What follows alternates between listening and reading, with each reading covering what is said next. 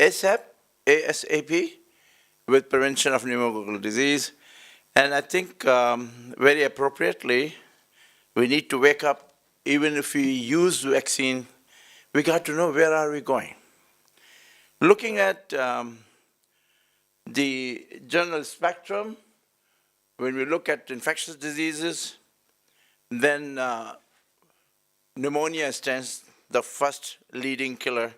And amongst them, you can see that we have a big number coming up. And when you look at the developing countries where the mortality is very high, once again, pneumonia in the under 5, and then pneumonia and sepsis in the neonatal age group, which forms about 40%, 45% of the under 5 deaths in children.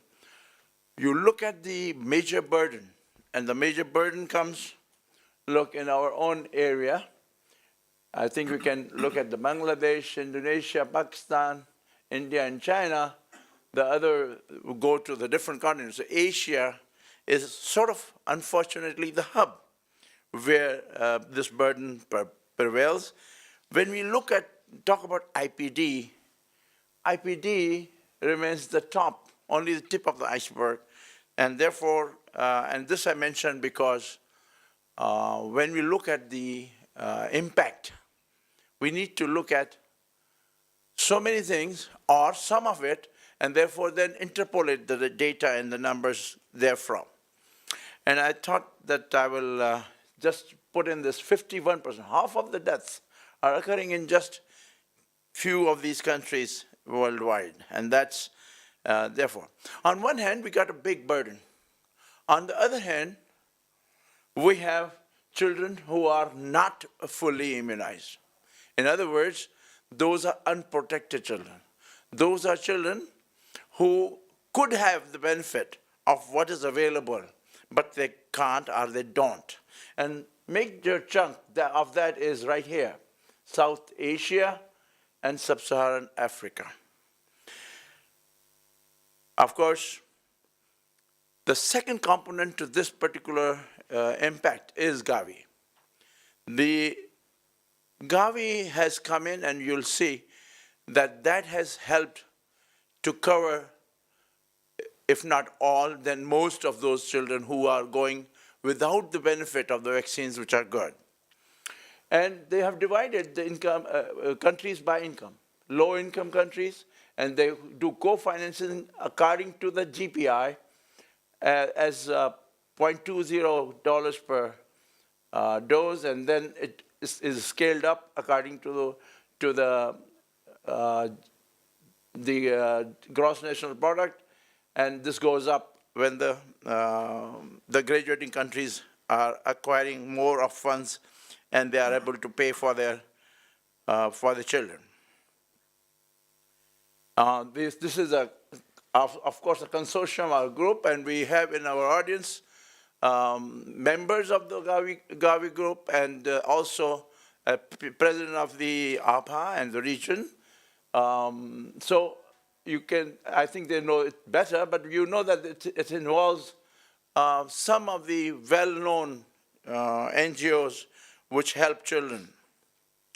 Now, they have a process that I think most of them know. Some of us probably know, but everybody doesn't know. So this goes by country's application.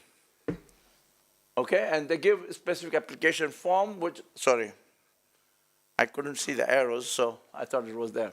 And then there is an independent review committee which reviews these, which then decides the regulatory pathway. And after that pathway, country requests are how many doses from the UNICEF. UNICEF then requests a fund, and those suppliers ship the doses to the country. So there is a process that is applied. One, you have to fall in a particular country category, and then you have to give the request, and that's all reviewed. Now, with this background, and then as the chair just mentioned, that PCV was there in USA in the year 2000. We are in 2016, going on to 17. Now, in 2007, 7 years down the road, WHO recommended that PCVs should be in NIP, National Immunization Programs of all countries, especially in countries where high childhood mortality is there due to pneumonia. And that, as we just went through, it is there where we are, and it has to be applied. Now, looking at the number game, once again, which is very important, 74%, that is 54 countries out of the 73 GAVI countries, as they call it, GAVI eligible countries, they have introduced PCV. 4 are approved further for GAVI support, and they are to introduce yet. So we have, at the moment, 54 countries who have GAVI support for PCV. Now, the 19 GAVI countries are yet to introduce. 11 out of the 58, that is 58% countries have announced plans to introduce further out of the remaining ones, out of the 19. And only about 8 are left 11. who are yet to make a decision about PCV introduction.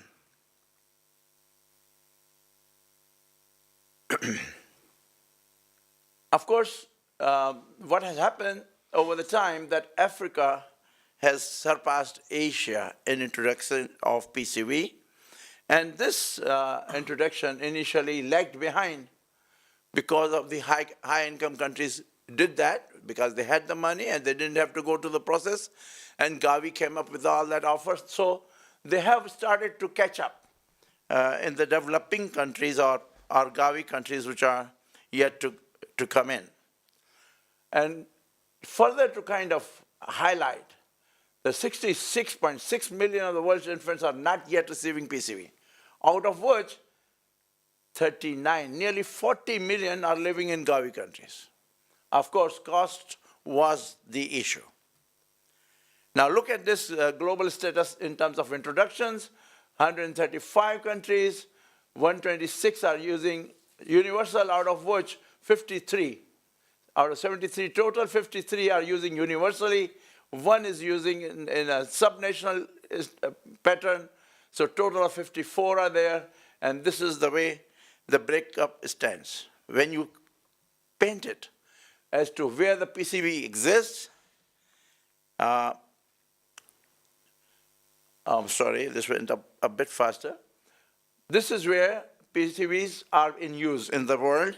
And this is where amongst the countries, which PCV is being used, 10 or 13, right?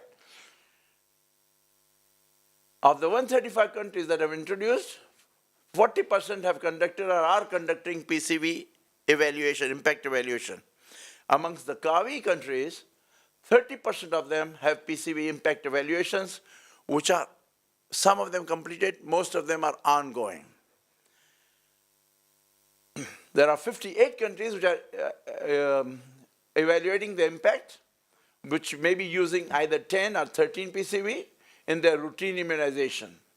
4 of these countries are not yet introduced PCV in the national program, but are still evaluating in their local areas the economic impact. So they are going through the process of whether to put in this in their NIPs or not. Among the 54 countries of PCV impact evaluation, 15 use PCV 10, 31 use PCV 13, and 8 use both products. So some parts of the country are using 10, and some parts of the country are using 13, probably transition or whichever way that has come about.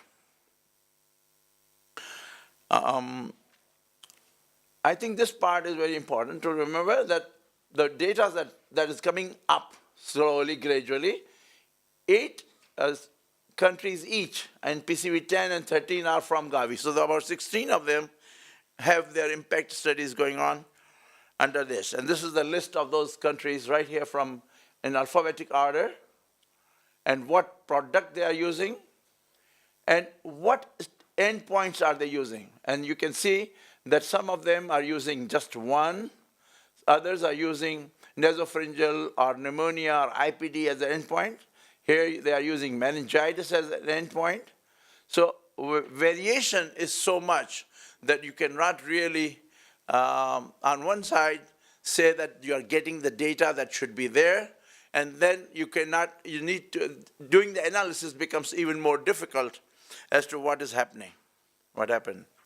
Now, in ideal situation, you need a serotype specific data, which is actually gold standard. Serotype specific data is not that easily available. It has its difficulties, but that is the gold standard for effectiveness measurement and allows assessment of serotype specific effectiveness and serotype replacement.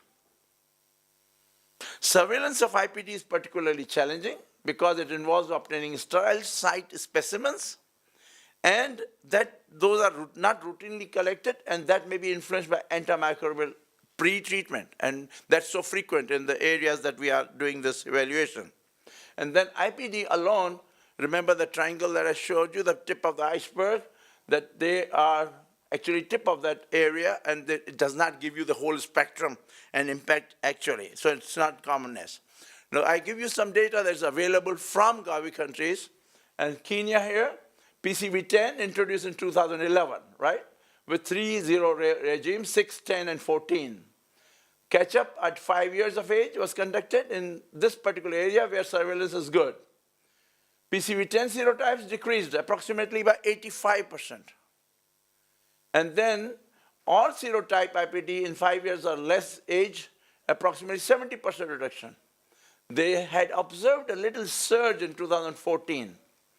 Total IPD reduction thus far is approximately 30%. Kenya. Then go to Malawi, both of them in the African continent. Here it is PCV 13, November 2011, roughly about the same year. Same schedule, but PCV different. And here the surveillance is of meningitis. And we are comparing 2-year post-introduction. It is demonstrating lower than predicted numbers of infant meningitis. Thus far, no reduction on the predicted number of cases in adults, as the duration of time that is observed is just about 2 years follow-up. Nicaragua, all right, 2010, 3 + 0 EPS schedule. And this is PCV 13 here again. So community-acquired pneumonia was collected, 107 public health facilities in Leon, Nicaragua. I hope this name is correct here. Rates of hospitalization and ambulatory visits were taken into account.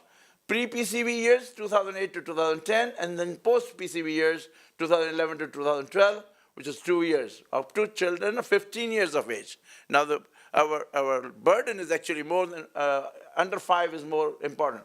The results show that PCV 13 effectiveness against community-acquired pneumonia hospitalization was 33% in less than 1 year, 26% in 1 to 2 years.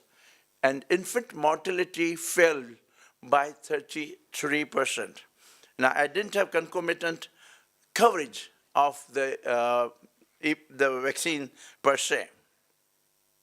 South Africa, similarly, is looking at, and the results in Soweto show that adjusted PCV 13 vaccine effectiveness was 40% about, 38%, sorry, and this was for children above 8 weeks of age. So they excluded the neonatal component. Brazil, they compared the community-acquired pneumonia with PCV, post-PCV 10 between the years, and the effectiveness in children less than 4 years of age overall was 13%. And under 1 year of age, 10%. Between 1 to 4 years, 15%. In Pakistan was the first Asian country to introduce PCV in their NIP. And of course, once again, the Apache or small segment evaluation was started in the province of Sindh, which are where I come from. I'm from Karachi, right about somewhere here, there.